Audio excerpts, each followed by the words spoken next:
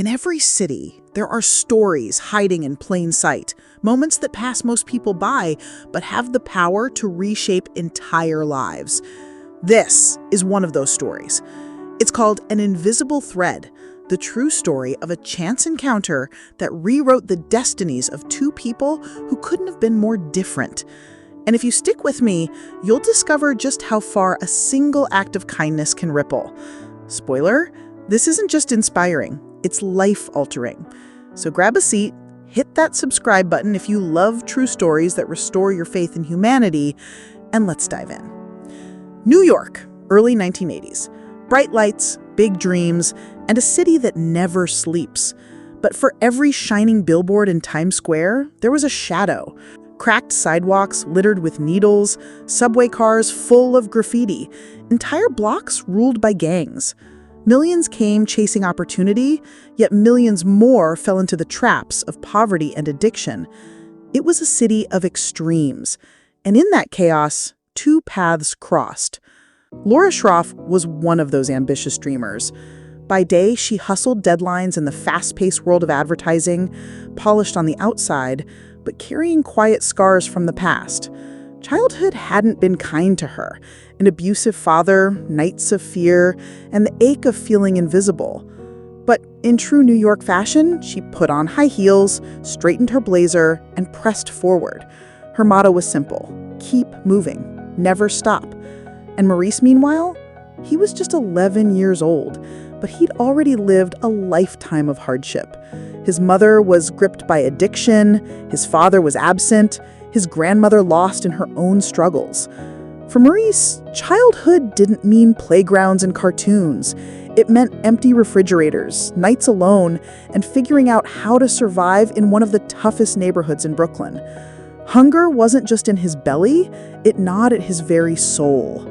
One afternoon, Laura was rushing through Manhattan, caught in her usual blur of work thoughts. That's when she heard a boy's voice.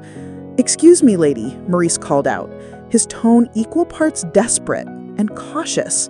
"Got any spare change? I'm hungry." Most New Yorkers know the instinct. Avoid eye contact. Keep walking.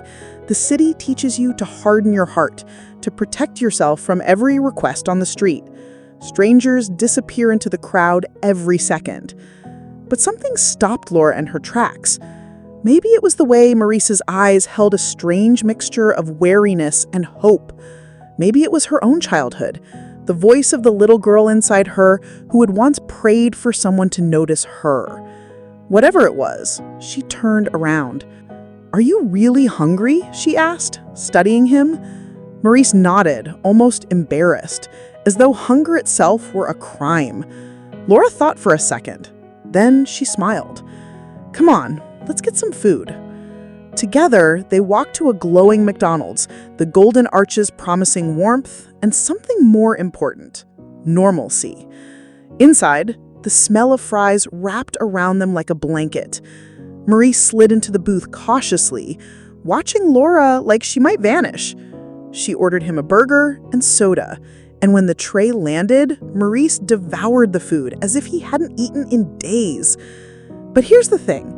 It wasn't just the burger that mattered. For Maurice, that moment was the first time in a long time, maybe ever, that someone sat across from him, asked him questions, and truly listened. Laura found herself leaning in, curious. Where did he live? What did school feel like? Did he have siblings? Their conversation was simple, but beneath it hummed a profound truth. Two worlds were colliding in that booth, and neither of them would ever be the same. Most people would have left it at one meal, kindness in passing, a fleeting moment before life pushes you back to deadlines. But not Laura.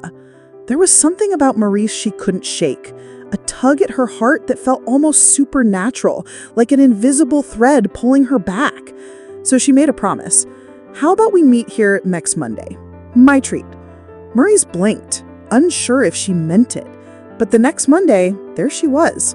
Pizza one week, hot dogs the next, sometimes just walking and talking. She didn't just feed him, she taught him little life lessons. How to set a table, how to show respect, and most importantly, how to dare to imagine a bigger future. And Maurice soaked it all in.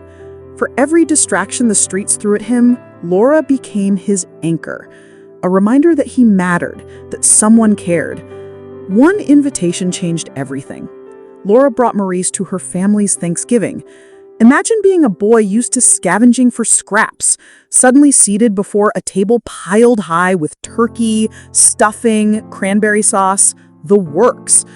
Maurice looked around, wide-eyed, almost disbelieving. Families laughing together, passing plates, scenes he'd only seen in movies. For the first time, he was part of it. That night, he didn't just eat, he absorbed. He watched Laura's relatives treat each other with a warmth so foreign to him it almost hurt. And deep inside, Maurice made a silent vow. Someday, I want this too. But the streets don't give up their grip easily. Maurice lived on a tightrope. Drugs, gangs, and violence were everywhere. He'd seen kids just like him pulled under, swallowed whole by the city's unforgiving hunger. Sometimes Maurice resisted Laura's help. Sometimes he snapped. "You're not my mom. Why do you care?" he shouted once. Laura felt the sting, but her voice stayed steady. "Because someone has to show up for you. No one did that for me, so I'm showing up now." Maurice didn't reply, but he didn't work away either. Something about her constancy, the unshakable presence of someone who wouldn't quit on him, lodged deep in his heart. Years passed. Maurice stumbled, as most kids in his circumstances did. At 19, when he told Laura he was going to be a father, she froze. Was the cycle repeating? But then his next words surprised her. "I'm not my mom," Maurice said firmly. "I'm going to be there for my kid. You showed me how." It was in that moment Laura understood. This wasn't just kindness anymore. This was transformation. By showing Maurice love and stability, she had planted something unshakable in him. Time rolled on. Against every odd, Maurice built a family. He married, raised 5 children, and created a home filled with laughter, dinners around the table, and a love that refused to let his past define him. Laura, meanwhile, never had children of her own, but she wasn't childless. Maurice's kids called her family, and she became woven into their lives. The kind of presence that Christmas cards and birthday parties wouldn't feel complete without. One day, Maurice summed it up in a sentence that left Laura speechless. "You didn't just give me a meal, Laura. You gave me a future." Her eyes glistened. "And I gave you a reason to keep going, Maurice." This story became more than just a private bond. Laura eventually told it to the world, and An Invisible Thread became a New York Times bestseller, taught in classrooms, embraced by millions. But at its heart, it boils down to something simple, almost ancient. There's a Chinese proverb that says, "An invisible thread connects those who are destined to meet, regardless of time, place, or circumstance." The thread may stretch or tangle, but it will never break. Laura and Maurice, they are living proof. We live in a world where cynicism runs high, where you're told not to trust strangers, not to get involved. And yes, boundaries matter. Yet there's a radical truth here. Kindness still works. Compassion still saves. Love, even in the smallest acts, can write stories that echo for decades. Laura didn't fix poverty. She couldn't erase addiction or mend every broken home. But she showed up for one boy. And that was enough to change everything. So here's the question for you. Who's the Maurice in your life? Who's that person you regularly pass by? The bus driver, the coworker no one talks to, the kid down the block who might be waiting for you to turn back. We often think miracles require grand gestures. But as Laura and Maurice prove, sometimes it starts with just a burger and a little time. If this story moved you, hit that like button, share it with someone who needs hope today, and drop a comment. What's one act of kindness that changed your life? Because here's the truth. Every invisible thread is waiting for us to notice it. And once you do, you just might change the world.